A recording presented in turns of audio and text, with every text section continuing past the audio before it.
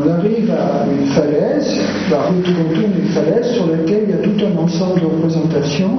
Et les premières représentations qui sont là représentent deux hommes. Je vais vous dire tout à l'heure que la date de cette sculpture est parfaitement définie. C'est l'année 69, plus ou moins un an.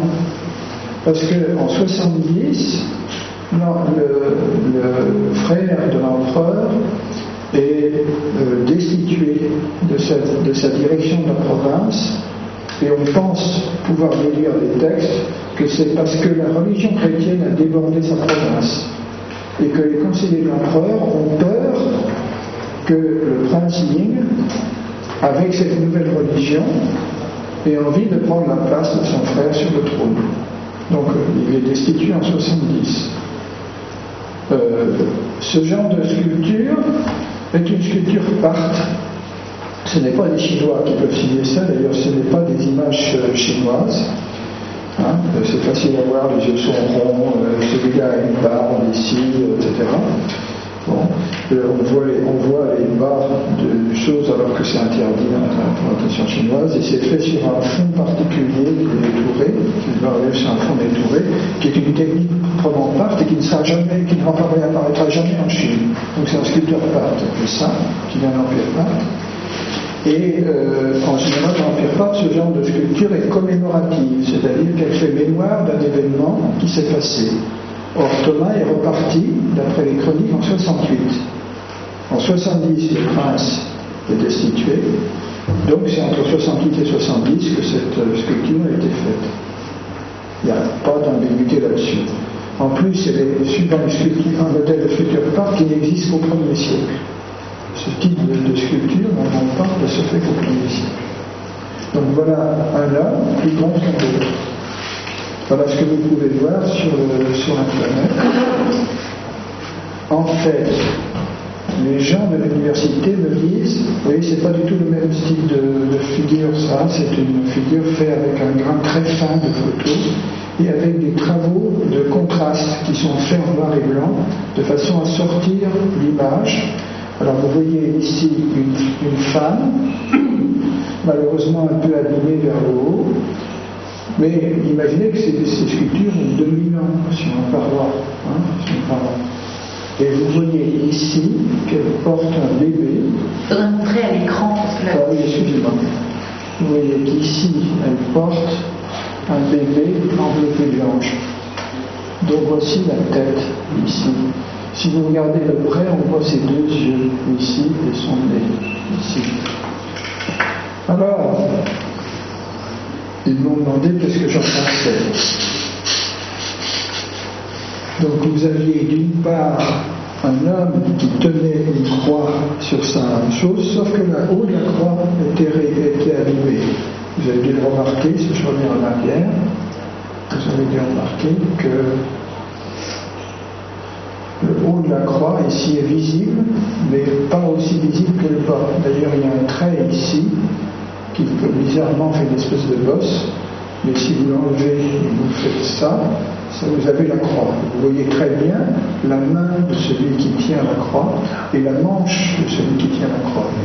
Ils vous ont voulu m'expliquer que ce n'était ni une main ni une manche, mais assez vite ils se sont convaincus que ça ne pouvait pas être possible avec moi. Et ils m'ont dit, mais alors c'est un vrai problème, vous êtes en train de vous dire que ce n'est pas un envoyé bouddhiste, c'est un envoyé chrétien. Je leur ai dit, j'ai craint que nous allons faire l'analyse. Celui-là il a sa main droite qui est levée avec les doigts réunis. Alors là, on ne voit peut-être pas très bien, mais vous allez voir peut-être ici qu'il a le pouce ouvert. Ça, c'est très caractéristique de la position qui nous vient du judaïsme, de celui qui affirme la vérité de quelque chose, le témoin. Vous vous rappelez les films américains, vous savez, je le jure dans le témoin. Bon, donc voilà, vous avez cette position-là. La position des bouddhistes est une position fermée qui vient en fait de la déformation du geste de la paix, comme ça, et qui est redressée pour dire que la paix n'est pas donnée à quelqu'un d'extérieur, mais pour soi. C'est la paix intérieure du bouddhisme. avez, c'est pour ça que je vous ai mis la petite flèche dessus, vous avez quelqu'un qui atteste de la vérité. Et dans l'autre partie, mais c'est peut-être pas forcément visible, on verra sur d'autres choses, peut-être que vous voyez que ici, vous avez dans son autre main un rouleau. Voilà le haut du rouleau roulé, ici, tenu à la main. Et ça dépend comment on règle les photos. Mais on le voit très bien, là je pense que vous le voyez à peu près. Ça vous rappelle les icônes. Vous avez exactement cette position avec la tenue d'un texte sur la gauche. Il s'agit de textes, s'ils viennent de Jérusalem, de 51, qui sont donc écrits. Ce qu'affirme cet homme-là, en présence du grand qui est là, c'est la vérité de ce qu'il dit, donc en chinois. C'est donc un interprète, traducteur de Thomas, qui a en main le texte de référence en arabien et qui certifie qu'il fait une bonne traduction et il annonce la bonne nouvelle, qui comprend le jeûne, la prière, qui comprend donc tout ce qu'on met sur les écrits, qui parlent de ça et la conversion du prince unique.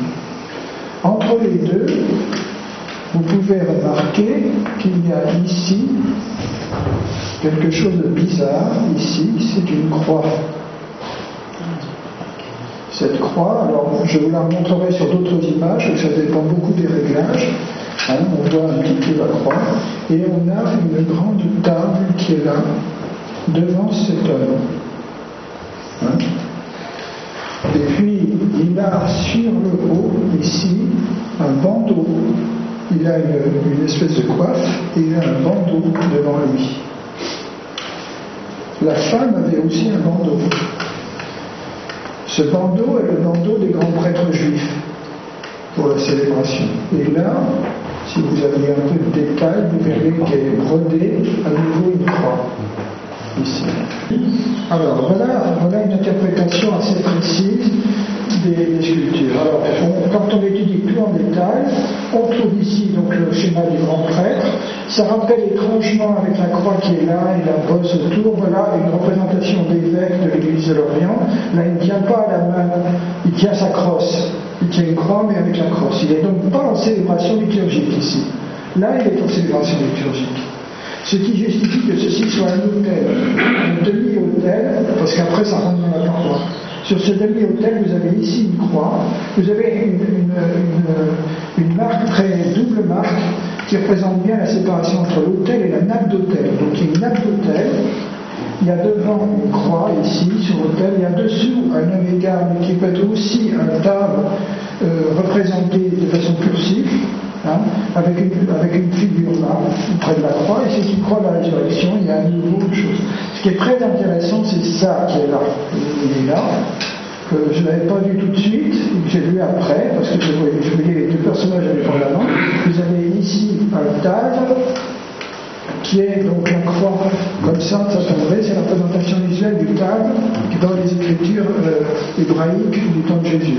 Le table est utilisé comme ça, c'est l'ancienne écriture antérieure à Babylone, donc c'est pas l'écriture de Qumran, c'est l'écriture syro-palestinienne.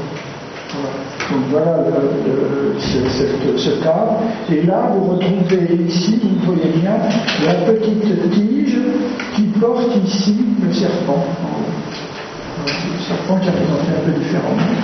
Alors, quand on étudie ça, on ne le voit pas très bien ici, mais il semble bien qu'on voit ici un calice et puis des petits pains qui sont au-dessus. Probablement 1, 2, 3, 4, 5 pains. Et au-dessus, une petite croix. C'est ce que j'ai représenté ici. C'est-à-dire que c'est le petit immeuble sur lequel, la petite table sur laquelle on a préparé tout pour le sacrifice eucharistique. Et voilà le diacre à côté. Voilà. Donc oui, c'est une célébration eucharistique.